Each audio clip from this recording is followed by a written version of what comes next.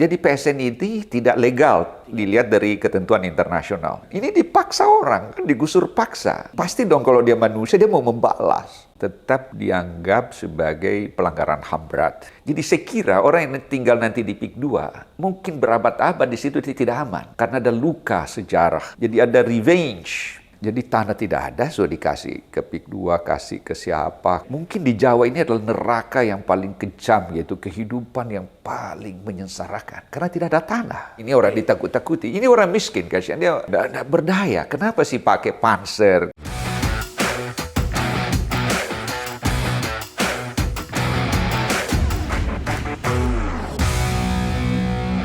Selamat datang di channel Abraham Samad Speak Up. Seperti biasanya, hari ini saya menghadirkan tamu yang luar biasa di netizen. Profesor Hafidz Abbas. Assalamualaikum. Waalaikumsalam. Alhamdulillah. Netizen, Prof. Hafidz ini Ketua Komnas HAM 2012-2017. Prof. Hafidz, ini kan menarik nih kalau kita mengikuti perkembangan terakhir nih. Apakah menurut Prof. Hafidz sebagai Ketua Komnas HAM nih, perampasan aset tanah rakyat ya yang sebenarnya khususnya itu dimiliki oleh masyarakat adat dan kemudian ini dipergunakan, dirampas, apakah itu termasuk salah satu pelanggaran HAM? Atau bagaimana bentuknya, Prof? Iya, sebenarnya kita bersyukur dikaruniai sebagai negara raksasa. Kan? Ya. Kalau kita lihat wilayah geografis kita ya Pak Abraham. Luas ya? Luas, darat dan lautnya itu 8,2 juta kilometer persegi. Luar biasa, Bro. Iya, jadi 2 kali lebih besar dari seluruh negara Uni Eropa. Karena setelah Inggris keluar, itu luasnya Uni Eropa itu hanya 4,1 juta kilometer persegi. Kita berada di ekuator dengan 3 zona waktu, jadi 1/8 dari luas planet ini sebenarnya. Tapi kita kelihatannya terancam bubar ya karena salah kelola gitu kan ya. Gagal ya, Prof? Ya, bubar. Bubar. Oke. Jadi nah inilah yang kita risaukan terutama untuk masalah pertanahan ya. Kalau kita lihat dari PSN yang dilakukan oleh pemerintah. Proyek Strategi Nasional. Proyek Strategi Nasional. Terus menggusur penduduk setempat karena tanahnya mau dipakai. Dengan dalil PSN. Dalam dalil PSN. Terus satu contoh di depan mata, PIK 2, Pulau Rempang gitu kan ya. Diambil oleh negara dengan force eviction, menggusur paksa. Dengan alasan PSN. Dengan alasan PSN. Lalu alasan PSN ini kalau di Pulau Rempang itu ada orang Cina mau bangun pabrik gelas. Ya. Jadi ya kalau mau bangun pabrik gelas ya mungkin 1 hektar itu sudah cukup luas lah ya, kan 10.000 meter persegi. Tapi orang Cina tidak mau. Dia ingin mengambil seluruh pulau itu dengan luasnya 17.000 hektar. Oke deh, kelihatannya dipaksa. Kita lihat Bahlil turun ke bawah, aparat polisi pakailah gas air mata segala macam disemprotkan ke siswa-siswa sementara belajar, dilarikan ke rumah sakit karena ini paksa. Sangat mencurigakan. Alasan istana katanya ini tidak ada surat-suratnya gitu kan ya. Ya katakanlah meski dia tinggal di sana berabad-abad sebelum Indonesia ada dan tidak diakui oleh negara ya bahwa tidak memiliki bukti-bukti kepemilikan yang sah. Tapi orang Cina juga kan tidak punya bukti kepemilikan. Ya, sama-sama. Sama-sama. Kalau alasannya itu ya kan. Lalu kenapa ini harus digusur paksa? Padahal mereka sudah bertahun-tahun ya. Oh jauh. Anak cucu sudah di situ. Anak cucu. Jadi dari generasi ke generasi. Sama juga dengan PIK 2. PIK 2 juga ya? PIK 2. Kita lihat dengan ekspansi PIK 1 ke PIK 2. Yang kita lihat laporan Tempo ya. Menjangkau 9 kecamatan dan 2 kabupaten. Kabupaten Serang dan Tangerang ya. Itu kita juga lihat catatan-catatan di berbagai media diperkirakan lebih 100.000 hektar. Tapi ada lagi 1.000 hektar lagi kawasan pantai yang dengan tanaman mangrove segala dan sebanyak itu tanah negara gitu ya. Itu juga diambil. Untuk proyek di PIK ya? Untuk proyek di PIK. PSN ya? PSN. Nah terlepas dari ketentuan nasional yang kita anut, ini sebenarnya tidak memenuhi standar internasional. Tetap dianggap sebagai pelanggaran HAM berat. Oh, oke. Jadi pelanggaran HAM yang dilakukan oleh penguasa ya? Iya, pelanggaran itu. Dan di situ kalau kita lihat dari panduan dari PBB, ya jelas sekali bahwa penggusuran itu hanya diperbolehkan dengan sejumlah syarat. Ketat sekali syaratnya. Must be approved by law. Jadi tidak semata-mata keinginan gubernur, keinginan bupati, keinginan presiden. Harus persetujuan DPR, mendapat legitimasi yang lebih tinggi dari sekedar seorang pemimpin eksekutif. Jadi gitu. Jadi ini tidak memenuhi syarat.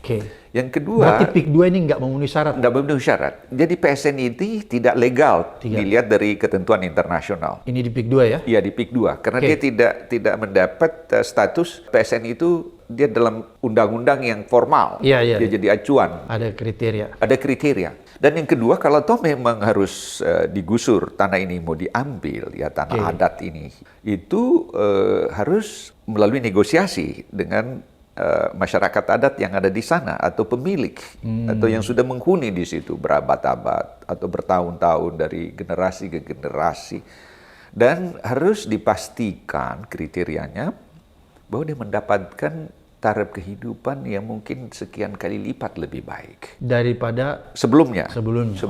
Oke. Dan kompensasinya disepakati bersama. Jadi ada proses dialog timbal balik ya? Ada proses dialog timbal balik. Dan kalau toh sudah harus digusur karena sudah ada mekanisme kesepakatan, ya panjang lagi prosesnya. Tidak boleh dilakukan itu kalau musim ujian.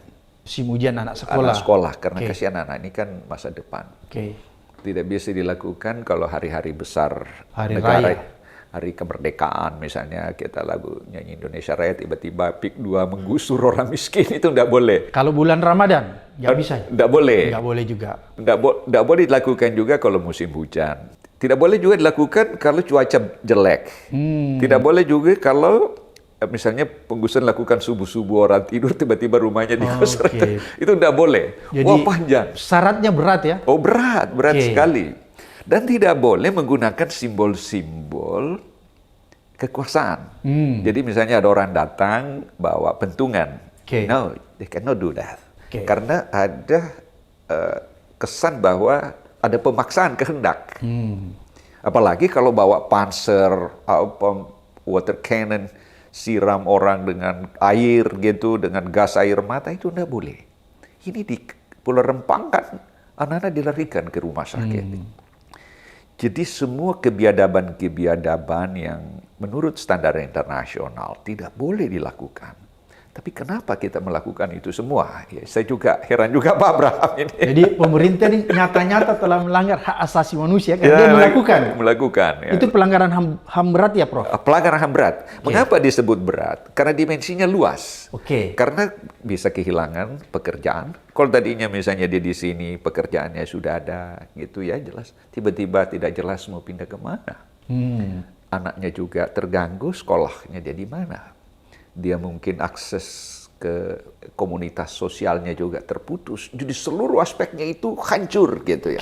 Dia diamputasi secara sosial. Dan itu kejam memang.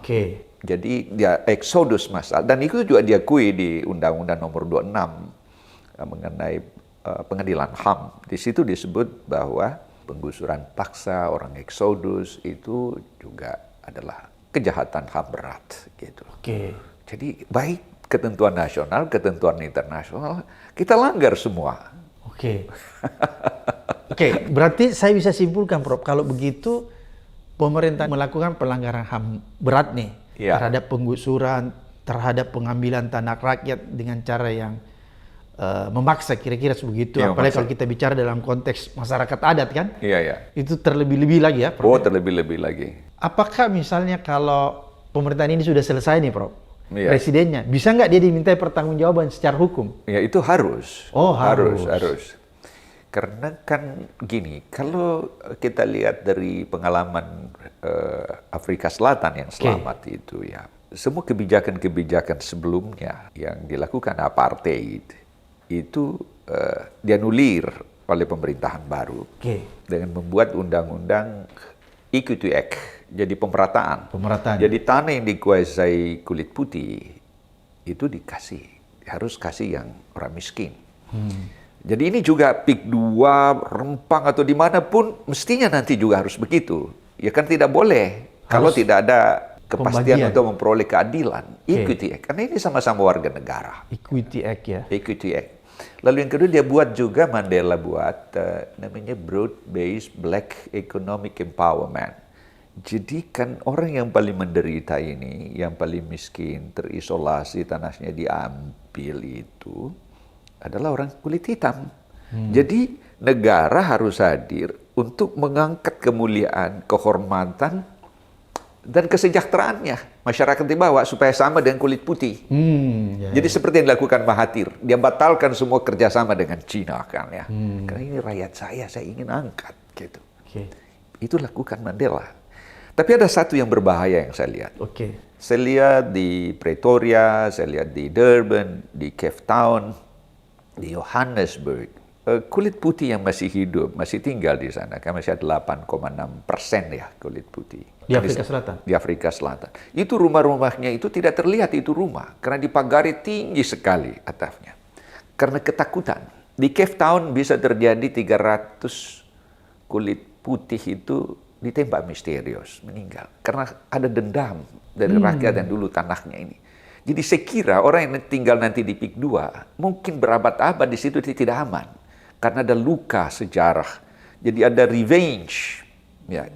Jadi yang mungkin nanti memberi kebijakan supaya PIK 2 itu mungkin juga seperti diperlakukan di Afrika Selatan itu. Ya mudah-mudahan saja kita bisa sabar ya.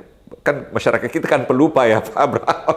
Jadi dan pemaaf. Jadi tidak lagi mau mengadili yang memberi kebijakan itu. Tapi kan seharusnya tidak boleh lupa dan tidak boleh memaafkan, Prof. Tidak boleh. Tapi saya kembali di situ, ada tadi saya merenung juga Pak Abraham, ada bahasa Portugis namanya itu ad spam, memoriam. Jadi ruang-ruang gelap kebiadaban yang dilakukan oleh satu resim pemerintah itu tidak boleh dilupakan. Dia tetap harus diendapkan sebagai kekayaan sejarah. Tapi bangsa itu harus bergerak melihat mimpi ke depan. Jadi art spam, masa gelap. Tapi kita menuju. Tapi dengan cara mengadili ini harus ada justice. Di Afrika Selatan tidak terjadi konflik besar-besaran dan negaranya selamat, tidak bubar. Karena ada kebesaran kulit putih berbagi. Jadi orang-orang Cina yang menguasai pulau-pulau apa itu, ya saya kira dua itu. Kalau perlawanan rakyat seperti kita lihat di Afrika Selatan, dia tidak mungkin bisa keluar rumah sendiri karena pasti dia akan ada murder. Jadi itu saya lihat kasusnya kadang sampai 300, 400 setahun. Tiba-tiba pembantaian luar biasa karena ada dendam begitu. Apakah orang yang di PIK 2 misalnya yang dengan mengambil sekian hektar tanahnya orang itu cucunya bisa saja ada dendam. Itu milik dulu kita. Kita ini menderita begini, terkatuk-katuk hidup kita karena itu ada rumah yang bagus di sana. Rumah mewah. Rumah mewah. Itu yang terjadi. Menimbulkan kecemburuan sosial juga, Prof ya.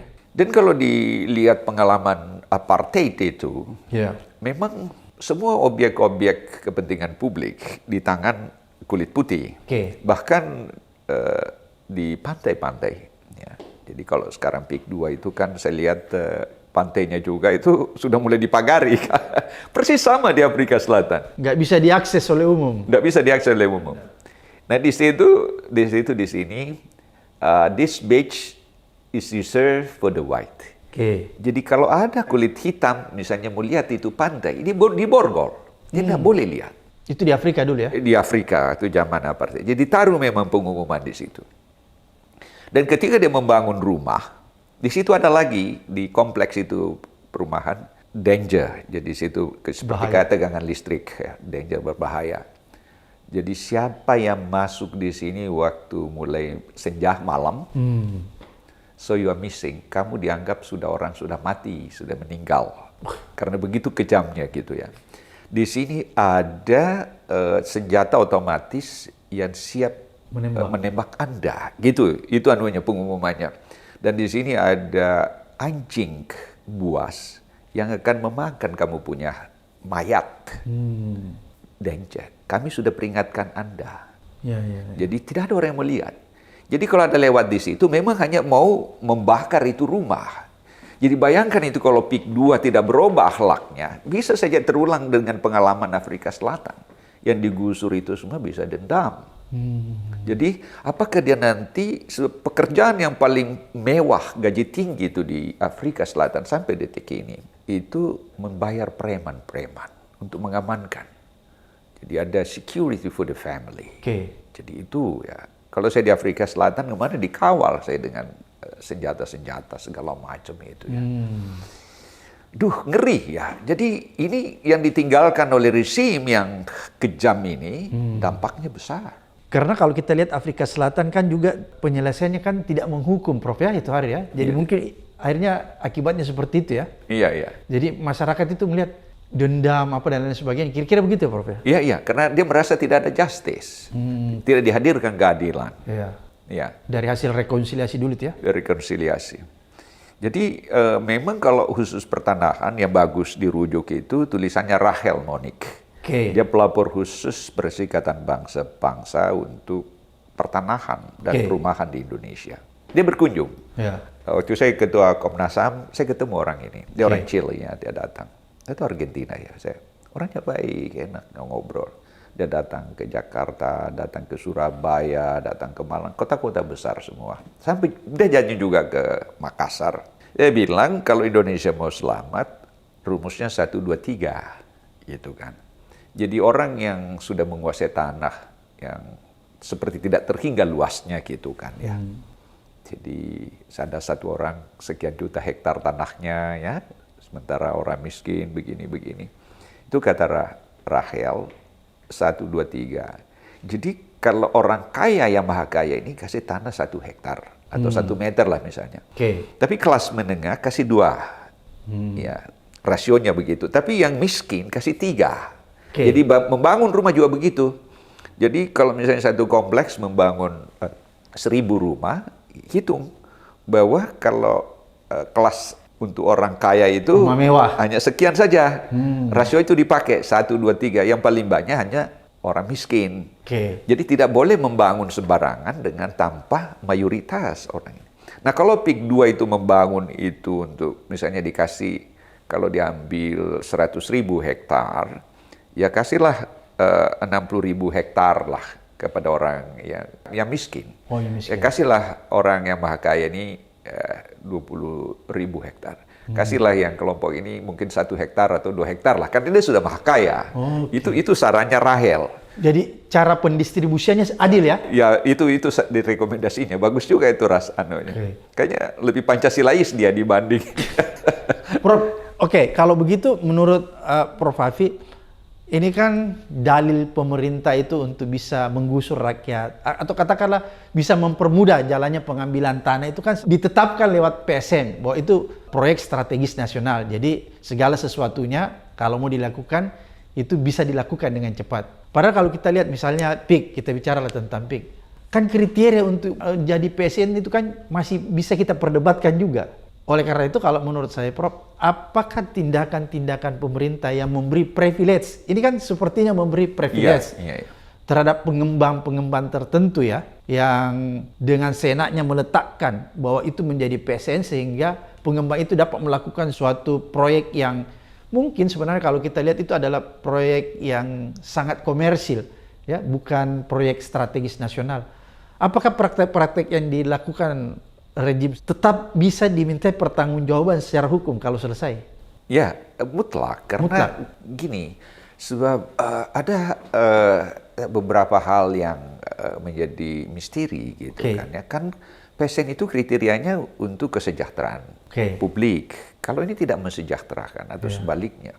Kedua berdampak pertumbuhan ekonomi segala macam ya. Yang namanya strategis itu betul-betul ideal lah.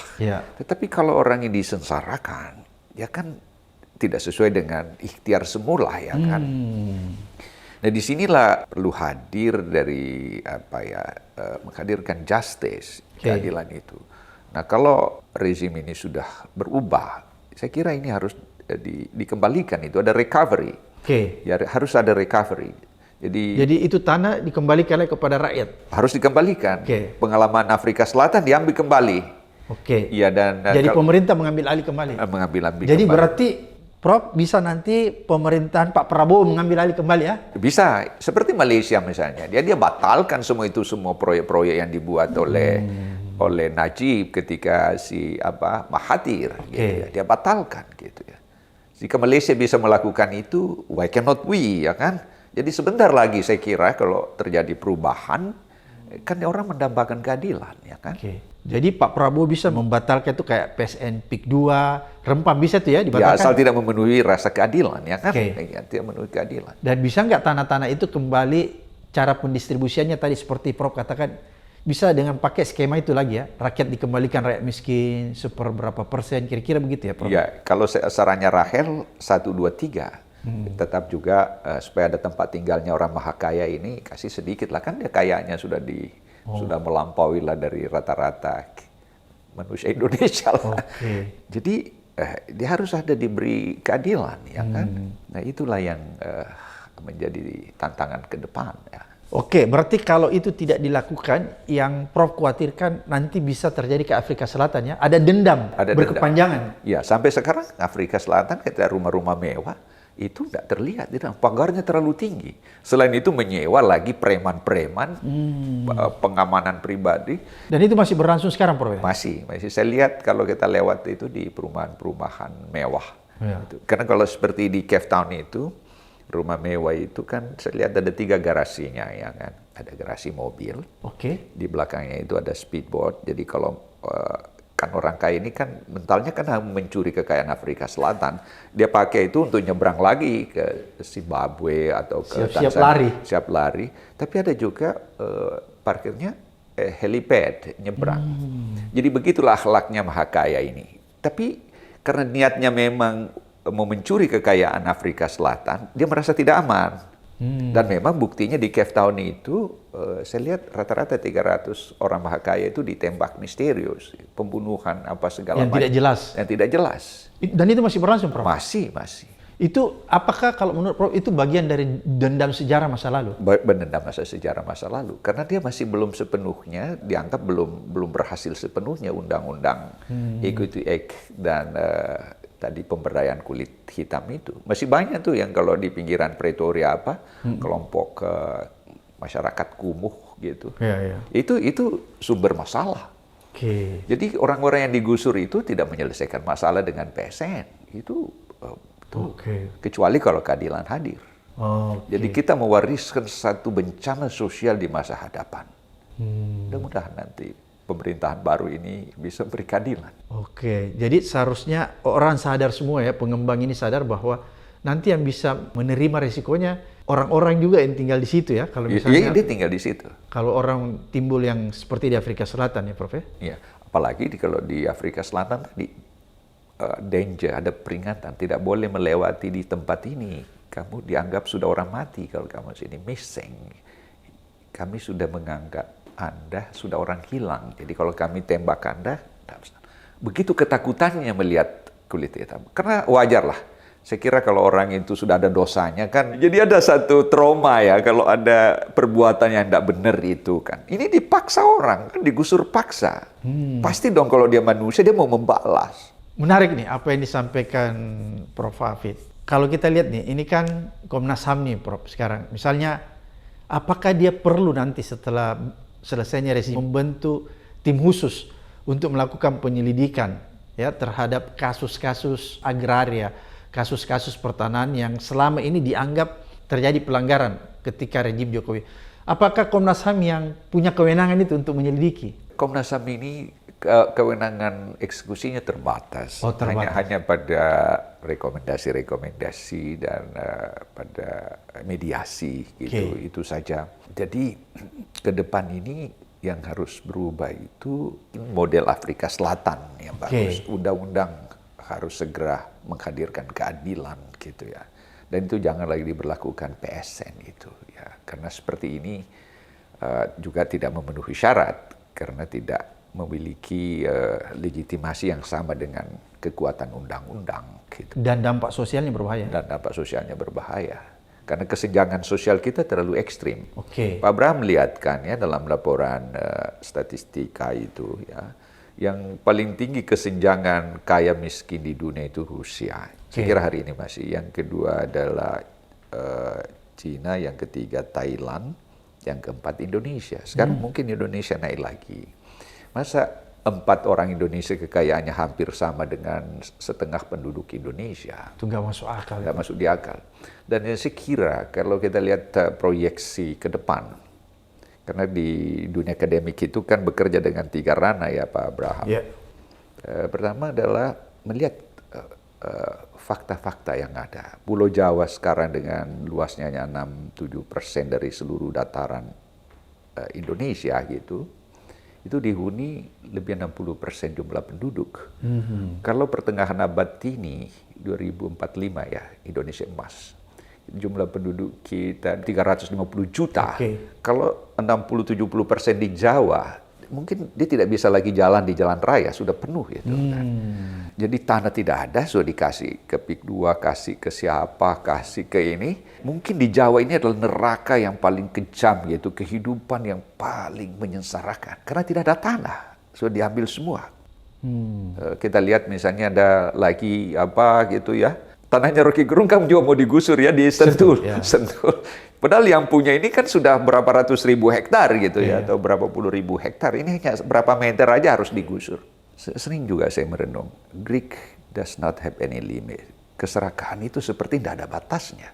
Kalau orang itu sudah serakah itu kayak candu, Prof. Kayak candu. Orang semakin mau menguasai semuanya. Iya, iya. Jadi ini berbahaya. Jadi saya kira Pulau Jawa yang paling rawan gitu ya di masa depan ini. Mungkin ini mungkin tidak ada penduduk yang mau tinggal di Jawa gitu. Mungkin juga perencanaannya Presiden dengan IKN pindah ya, tapi itu kan tidak mampu memuat seluruh penduduk Pulau Jawa. Petani-petani di Pulau Jawa ini nggak punya tanah juga, dia hanya buruh tani kan tidak ada tanah.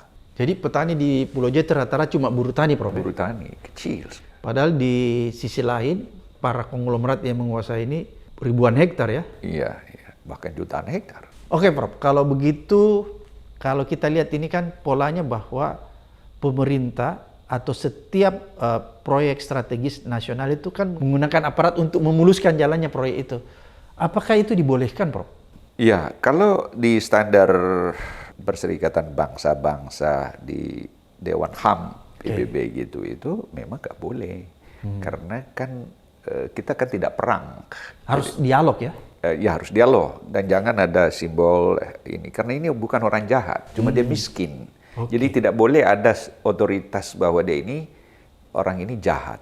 Nggak boleh direpresi ya? Nggak boleh ada simbol-simbol bahwa ini orang ditakut-takuti. Ini orang miskin, kasihan dia. Nggak berdaya? Nggak berdaya. Kenapa sih pakai panser? Kenapa pakai laras panjang? Kenapa pakai aparat semua? Ini orang miskin. Jadi kalau dia miskin, harus ada simpati, kasih sayang mestinya kan. Berarti harus pendekatannya lebih humanis, Prof ya? Harus humanis. Bukan pendekatan aparat negara? Bukan, tidak boleh. Karena memang menghadapi orang miskin dengan perang beda. Iya perang. Ini menghadapi orang miskin. Coba kalau misalnya ada tetangga kita yang miskin, jangan gedor pintunya dengan pakai laras panjang.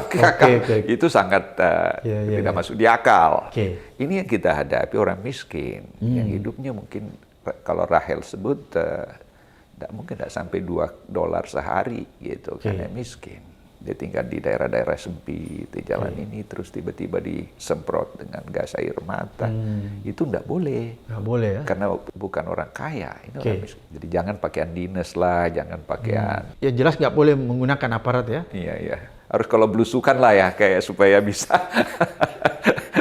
Prof, ini kan kalau kita coba flashback ke belakang sedikit ya, itu kan ada yang menarik tuh, Prof. Kalau kita lihat debat presiden yang lalu, Pak Prabowo itu kan nyata-nyata dia ngomong bahwa dia sempat tuh dalam debat, dia menjanjikan bahwa akan mengembalikan tanah-tanah rakyat untuk dikelola dan dimanfaatkan kembali ke rakyat. Kan gitu ada debatnya bahwa saya akan mengambil tanah-tanah itu dan menyerahkan kembali kepada rakyat untuk dimanfaatkan semakmur-makmurnya.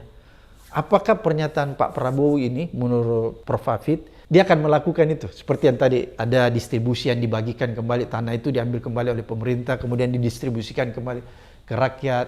Atau misalnya dia sudah terlanjur jadi proyek strategis nasional seperti PIK, itu dia batalkan, tanahnya dia kembali. Kira-kira bisa nggak Prabowo melakukan itu kalau menurut Prof. Hafid? Iya, dulu kan 2014 waktu saya Ketua Komnas HAM, seringlah kita berdialog dengan beliau, dan saya berapa kali juga secara khusus ke Hambalang, kemana gitu kan ya.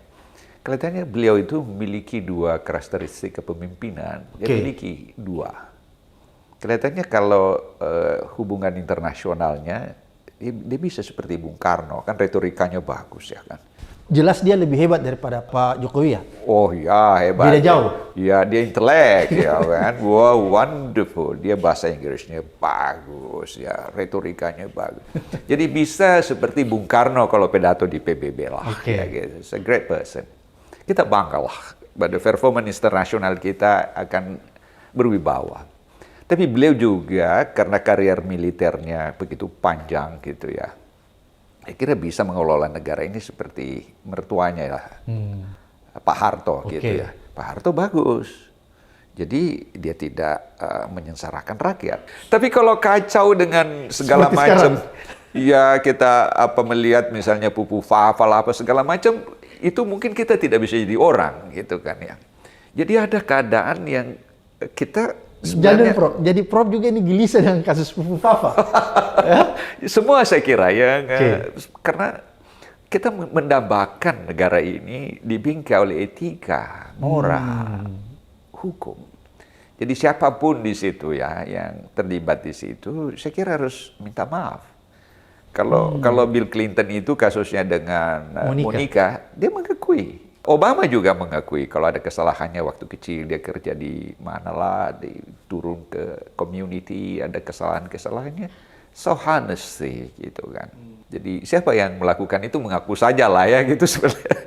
Jadi menurut Prof. Hafid sebenarnya kalau misalnya ternyata kasus-kasus agraria, kasus-kasus tanah ini kalau memang Jokowi menganggap ada kekeliruan, dia harus mengakui ya? Harus mengakui lah, ya mengakui, tidak apa-apa. Ya mengakui bahwa saya salah, jadi kenapa saya melakukan itu, ya kan? Kan Pak Harto juga coba, kalau tanah itu ya dikasih ke rakyat melalui transmigrasi. Saya datang ke Lampung, dia lihat di Sumatera, di mana, sejahtera. Anaknya bisa sekolah, ada yang bisa bupati, bisa sekolah. Kasih tanah ya? Kasih tanah. Itu program transmigrasi ya, jadi tanah itu untuk orang miskin. Dan itu ada pidatonya Bung Hatta ya. Berapa hari setelah kita merdeka itu ya, saya baca teksnya. Tidak boleh ada orang Indonesia yang memiliki tanah terlalu banyak. Tapi tidak boleh juga ada yang terlalu sedikit.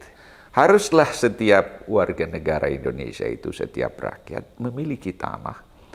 Supaya dia bisa, disebut istilahnya bisa dia bayar pajak, bisa cukup untuk anaknya sekolah, dan kebutuhannya segala. Indah pidatonya. Jadi dengan itu, kalau itu diangkat kembali, Pak Jokowi ini perlu minta maaf lah. Tapi ada juga pengalaman saya lihat di Jepang. Kalau misalnya ada tanah ini misalnya di PIK 2, ini sudah jadi sawah.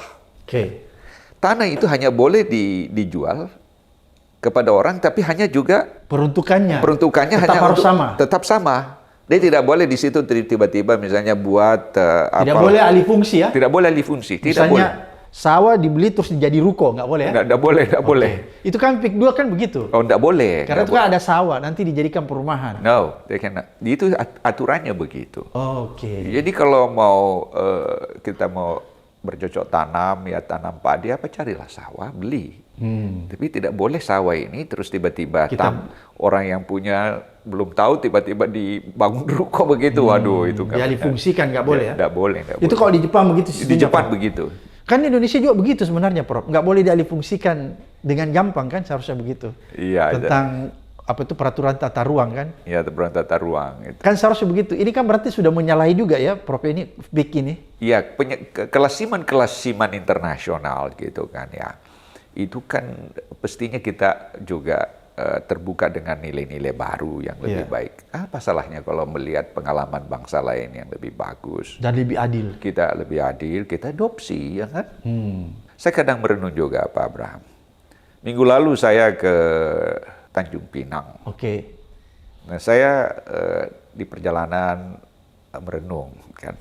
Saya lihat data yang disampaikan oleh Pak Sekda itu, luas seluruh wilayah Riau Kepulauan itu 245.000 km persegi, cukup luas. Kalau dengan Singapura itu hanya 713. Jadi luasnya itu di 600 kali sekian, 197 kali gitu luasnya. Tapi saya lihat kesejahteraan dari rakyat di Pulau Rempang yang penduduknya hanya 2, sekian juta, Singapura lebih 5 juta. Mestinya dia harus lebih sejahtera. Tapi di Singapura itu annual budgetnya itu 796 miliar dolar. Kalau Riau Kepulauan hanya 1,5 triliun, jadi hanya 100 juta dolar. Jauh sekali. 796, jadi sekitar 14.000 kali lebih sejahtera dari sebelah. Karena tanahnya kita, pasir kita sedekahkan ke Singapura. Dijual. Nggak tahu lah kenapa itu pasir laut kita kasih, sehingga kita ikhlaskan beberapa pulau tenggelam demi untuk tetangga. Kita itu baik sekali ya bertetangga ya. Jadi akhirnya Singapura itu dengan reklamasi baru, dia bisa lebih luas. Bisa reklamasinya lebih luas dari Bandung gitu ya. Ini luar biasa. Jadi surga bagi siapapun yang bertetangga dengan Indonesia. Tapi katanya bukan pasir, sedimen katanya ya. Itu alasan yang dibuat-buat, Prof. Oke, Prof. Apa yang Prof ingin sampaikan nih ke depannya? Upaya yang lebih jelas, lebih konkret. Misalnya menyita kembali tanah-tanah, membatalkan proyek strategis nasional yang sebenarnya justru menyengsarakan rakyat. Atau gimana menurut Prof? Mungkin begini, ada 2 catatan saya, Pak Abraham. Kan dalam transisi ini kan kita membuka lembaran baru. Kan, ya. Jadi tentu menyikapi realitas baru, kita tidak boleh lagi menggunakan cara pandang lama. Karena situasi baru. So, kalau kita tidak berubah, ada missing link. Gitu, ada keretakan perjalanan ke depan. Gitu. Ada 3 saya lihat persoalan besar ke depan ini. Dengan melihat tadi isu-isu misalnya seperti pertanahan. Pertama, harus ada recovery, ya. Harus kita sembuh kembali. Semua kesalahan-kesalahan ini kita obati supaya kita sembuh. Diobati ya, Prof. Ekonomi, sosial, budaya, segala macam. Kenapa misalnya anak Papua tamat SD 86% di Papua Selatan, sudah ada ijazah SD-nya ya, tapi masih buta huruf, sudah tamat. Di SMP 50% sudah tamat, tapi belum bisa membaca menulis. Itu di Papua? Di Papua Selatan, ya, ada sejumlah kabupaten. Berarti ada salah dengan Kementerian Pendidikan? Ya, nah itu gimana? Kita harus perbaiki, recovery. SMA masih ada 40%, coba. Di Papua itu kalau misalnya kita mau di pedalaman, mau beli 10 sisir pisang. Harga pisang ini 5.000 satu. 10 pisang. Jadi penjualnya bayar 5.000 kasih 1 sisir. Nah, kan mau beli 10 dikasih lagi. Jadi ini pisang kedua bayar lagi. Karena matematikanya tidak bekerja. Jadi masyarakat ini sudah kita merdeka. Bayangkan kalau mau beli 10.000 sisir, jadi bisa 1 minggu belum selesai transaksi kan. Karena pendidikan tidak ada gunanya di sana. Jadi kita tidak bisa memberi kehormatan bagi warga Papua. Ini seluruh dimensi kesalahan-kesalahannya harus diobati. Yang kedua harus ada reform. Reform. Jadi recovery, reform. Jadi misalnya kenapa KPK diamputasi misalnya ya. Kenapa tiba-tiba misalnya muncul kasus seperti Sambola di mana-mana kayak gitu. Penegakan hukumnya harus direform ya? Harus direform begitu ya. Kemarin saya dengar ada minta gaji naik 145%. Hakim. Iya. Apakah dengan itu terus bisa menyelesaikan masalah? Belum tentu ya. Jadi kita harus melakukan reform dulu. Jangan melihat secara sempit ya persoalan besar begini kan ya. Tapi yang ketiga ini kan harus ada juga kebesaran jiwa seluruh kekuatan bangsa ini. Jangan ada dikotomi antara si A, si B, elit A, elit B gitu ya. Dukunglah ini dengan rekonsiliasi nih. rekonsiliasi ya, bergandengan tangan lah gitu ya. Jadi yang sudah selesai ya kembalilah ke kampung halamannya gitu. Kalau dikasih dari negara rumah ya silahkanlah nikmati itu dengan rasa syukur ya. Sebab orang bilang Greek does not have any limit. Kalau kita menuruti keserakahan, tidak ada batasnya. Saya dengar Pak Abraham kan ustaz juga kan. Kalau orang yang tidak bersyukur, dia masih ingin 2 matahari. Betul, gitu kan. betul, Prof. Bayangkan itu. Saya kira kalau anak kita misalnya sudah selesailah dengan sekolah dengan baik, nggak usah dipaksakanlah jadi bupati atau apa, biarin aja lah dia jalani hidup. Secara alami ya? Secara alamiah, itu akan lebih. Nggak usah dipaksa jadi wakil presiden gitu, Prof. itu anu juga ya, satu refleksi yang reform ya yang penting. Ketiga tadi apa, Prof? Rekonsiliasi. Jadi recovery, sembuh, ekonomi, hukum apa semualah kita perbaiki dan ketiga rekonsiliasi. Rekonsiliasi ya. Tapi rekonsiliasi bukan berarti seseorang tidak diproses hukum kan?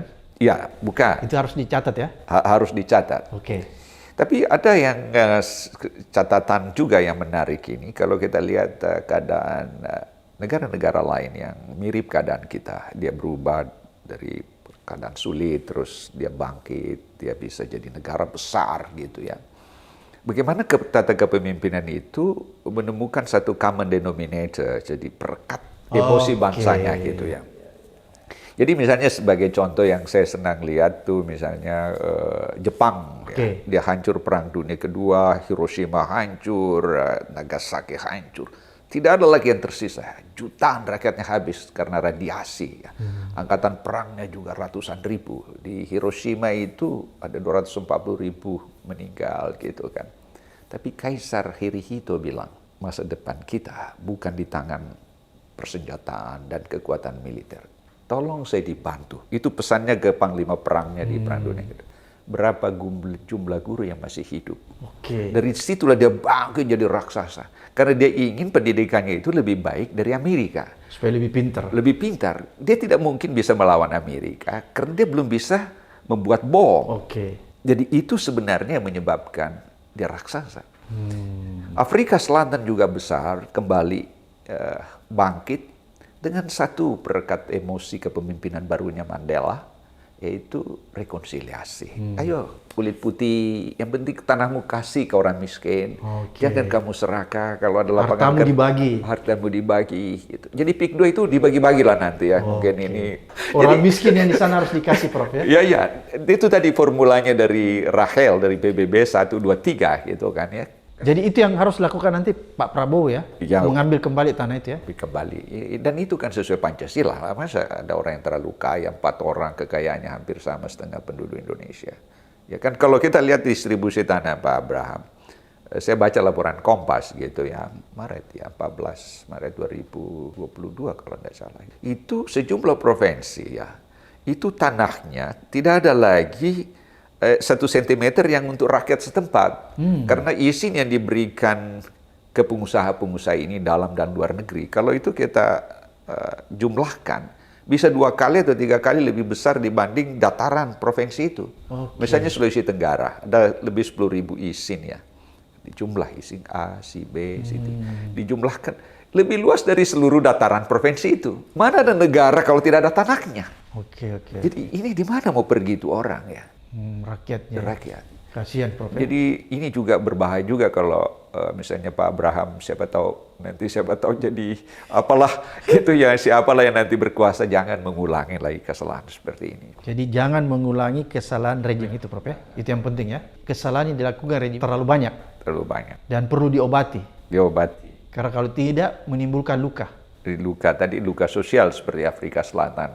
Meskipun Afrika Selatan sudah berusaha ini, tapi ternyata recovery itu nggak sepenuhnya bisa optimal gitu ya. Masih saya lihat jalan di mana-mana di Afrika Selatan ya, lihat sana sini masih rumah-rumah tutup. Dia merasa karena dosa kan ya. Jadi dia meluat. Saya yang berbuat salah ini saya nggak tahu, mungkin dia melarikan diri lah nanti, sembunyi lah di sana sini gitu kan. Sama juga dengan ini gitu. Oke. Aduh, sedih. Luar biasa Prof, apa yang disampaikan. Mudah-mudahan apa yang Prof Hafidz sampaikan ini membuka mata kita ya, memberi informasi dan pencerahan agar kita tahu persis apa yang terjadi di realitas kehidupan bernegara sekarang. Sampai ketemu di episode berikutnya di Abraham Samad Speaker.